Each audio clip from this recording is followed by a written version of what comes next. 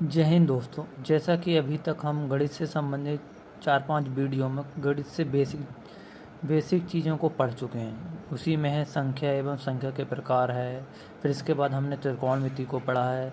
फिर इसी के बाद हमने वर्ग एवं वर्गमूल के बारे में पढ़ा। आज हम एक और नया वीडियो बनाने जा रहे हैं जिसमें गणित का एक और नया बेहतरीन टॉपिक जिसमें बच्चों को बहुत प्रॉब्लम जाती है, वह टॉपिक है लघुत्तम समापवर्तक एवं महत्तम समापवर्तक, एलसीएम में एचसीएफ। इसमें बच्चों को बहुत ज़्यादा कन्फ्यूज़न रहती है। आज की इस वीडियो में मैं आपकी यही सभी प्रॉब्लम को दूर करना जा रहा हूँ, इसलिए मेरी वीडियो को आगे देखते रहिए और मेरे चैनल को लाइक शेयर और सब्सक्राइब कीजिए।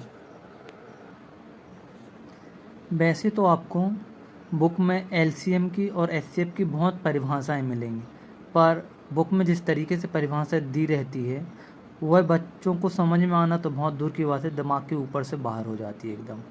मैंने जो एकदम शॉर्ट परिभाषा, एकदम सरल परिभाषा जो बनाई है उसे आप देखिए। लघुत्तम की परिभाषा जैसे एलसीएफ, तो इसमें क्या है, वह छोटी से छोटी संख्या जो दी गई संख्याओं से पूर्णतः क्या हो जाए, विभाजित हो जाए। देखिए जी, एकदम शॉर्ट और एकदम बेसिक डेफिनेशन है एलसीएम की।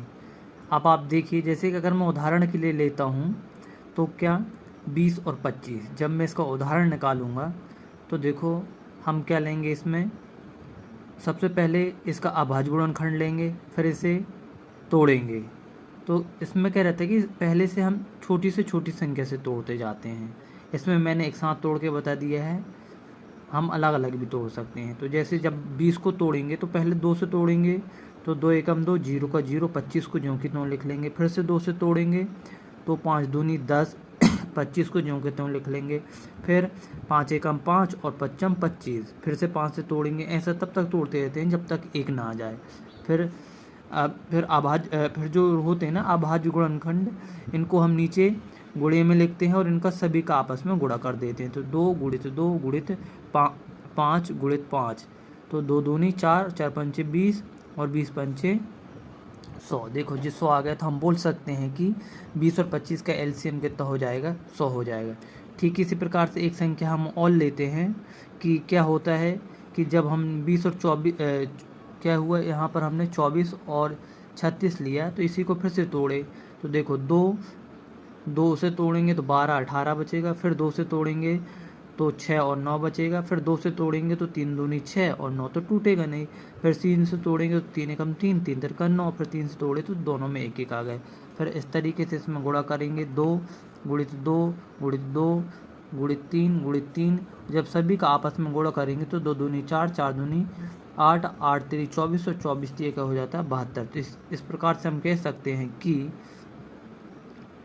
24 और 36 का एलसीएम कितना होगा, 72 होगा। लिखा है, आप लोग देखते हैं कि जो एलसीएम का मान होता है वो हमेशा एचसीएफ के मान से क्या होता है, बड़ा होता है। चलो अभी हमने क्या एलसीएम को समझ लिए, अब एचसीएफ की परिभाषा देखिए। एचसीएफ या महत्तम समापवर्तक, तो इसमें क्या होता है, वह बड़ी से बड़ी संख्या जो दी गई संख्याओं को पूर्णतः क्या करते, विभाजित करते। तो देखो हमने यहाँ पर भी वही एग्जाम्पल उठाया जो हमने वहाँ पर लिए थे, 20 और 25।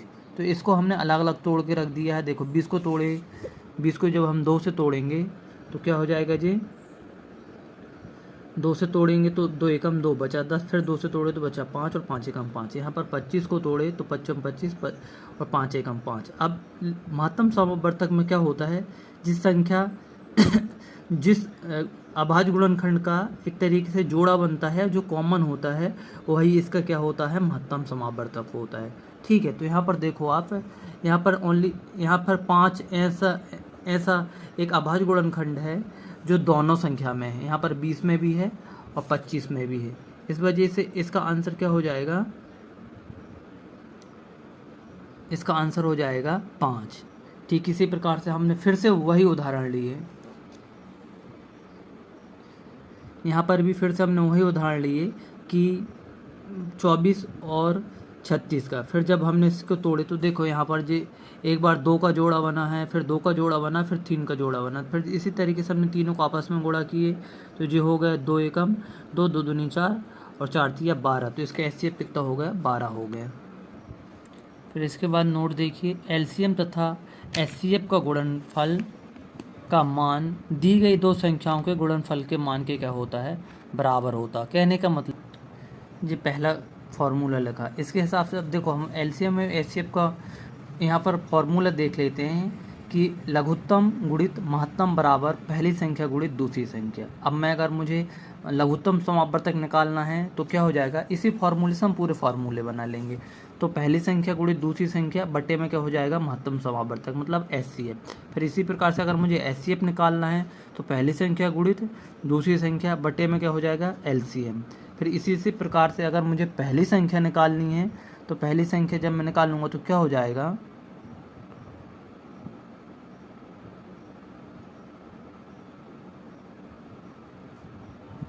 जब मुझे अगर पहली संख्या निकालनी है तो अब क्या हो जाएगा जी, एच सी एफ गुणित एच सी एफ। ठीक है, एलसीएम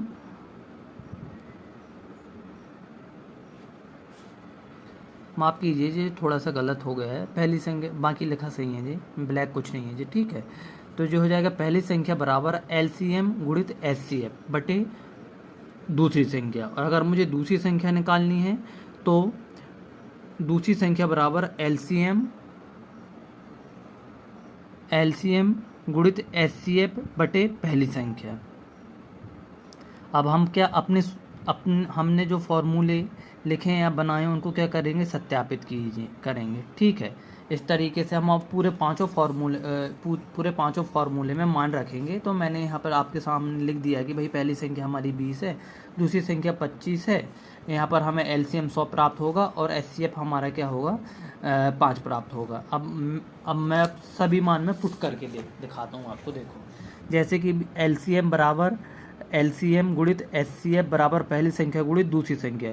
तो जब हम इसका मल्टी करेंगे तो देखो यहाँ पर 100 गुणित 5 करेंगे और यहाँ 20 गुणित 25 करेंगे तो 500 बराबर 500। तो लेफ्ट हैंड साइड बराबर राइट हैंड साइड है, वो आ गया। मतलब हमारा क्या है कि यहाँ पर हमारा पहला जो फॉर्मूला है वो क्या हो गया, सत्यापित हो गया। ठीक इसी प्रकार से अब इसका दूसरा फॉर्मूला देखिए, अगर हम यहाँ पर एचसीएफ निकालते हैं तो ये क्या हो जाएगा, एलसीएम निकालते हैं तो जो हो जाएगा एलसीएम बराबर पहली संख्या गुणित दूसरी संख्या बटे एचसीएफ। तो एलसीएम हमारे पास 100 है और पहली संख्या दूसरी संख्या से जब हम काटेंगे तो 5 से काटे तो 55 25 हो गया और 20 पंचे 100 हो गया। तो देखो यहाँ पर भी 100 बराबर 100 हो गया, मतलब हमारा दोनों पक्ष बराबर हो गए। देखो जैसे हमें पहले से ही पता कि भाई हमारा एलसीएम कितना है, 100 है, तो हमने पहले से यहाँ पर 100 लिख लिए हैं।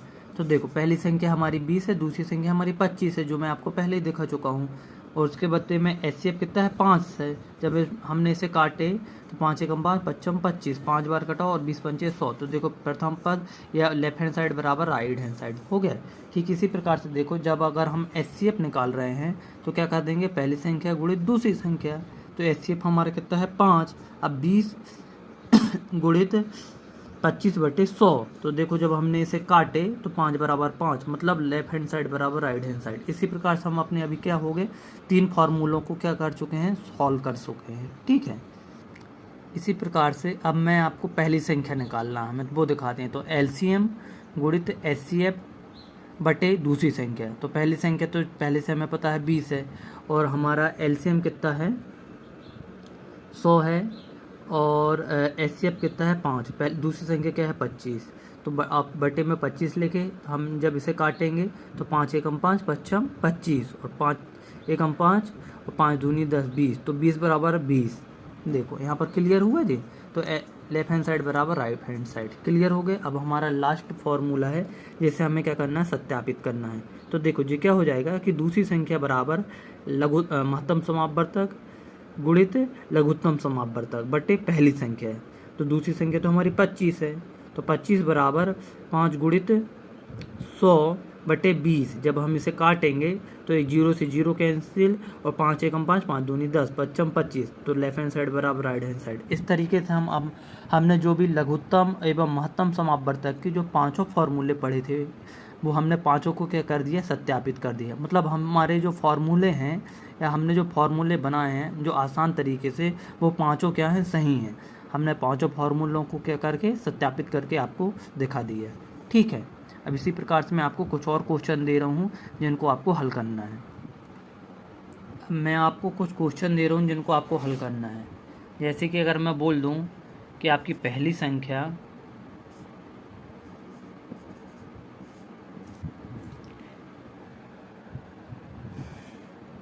जैसा कि आपकी पहली संख्या भाई मैंने मान लिया कि यहाँ पर कितनी है 30 है, ठीक है,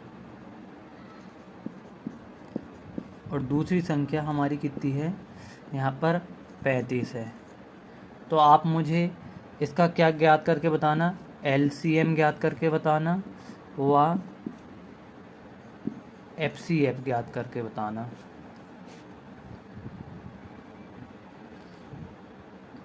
HCF ज्ञात करके बताना। ठीक है, ये आपके लिए क्या पहला क्वेश्चन है। यहाँ पर दूसरा क्वेश्चन है कि आपके पास LCM 150 है, HCF 15 है, पहली संख्या 45 है, तो दूसरी संख्या आपको ज्ञात करके बताना। इसमें आप फॉर्मूले का उपयोग कर सकते हो, बड़ी आसानी से निकाल सकते हो। देखो कोई बड़ा कठिन नहीं है। LCM को बुक में देखना आप तो ऐसी इतनी कठिन परिभाषा मिलेंगी कि बच्चे की समझ से एकदम बाहर हो जाती है। पर मैंने जिस तरीके से आपको फॉर्मूले बताया आप उसको एक बार उपयोग करके देखो, आपको खुद को पता चलेगा कि यार कितनी आसान चीज़ें हैं पर हम कितने एक तरीके से रटते रहते हैं, याद करते रहते हैं। अब आपको इन पांचों फॉर्मूले से आप देखना आपको किसी भी प्रकार के लघुत्तम एवं महत्तम संबंधित कोई भी क्वेश्चन हल कर सकते हो। आपको कहीं से कहीं तक कोई प्रॉब्लम नहीं जाएगी। अगर आपसे ऐसा कोई क्वेश्चन हो जो लगता है कि नहीं इन 5 फॉर्मूलों से हल नहीं होगा, तो आप मुझे वह क्वेश्चन सेंड कर सकते हो, मैं उस क्वेश्चन को आपको हल करके बता दूंगा। ठीक है, और गणित से संबंधित या LCM HCF से संबंधित आपकी कोई प्रॉब्लम है या कोई क्यूरी है तो मुझे बता सकते हैं। आपके कमेंट का स्वागत रहेगा। इसी प्रकार की और वीडियो देखने के लिए मेरे चैनल को लाइक शेयर एंड सब्सक्राइब करें। जय हिंद।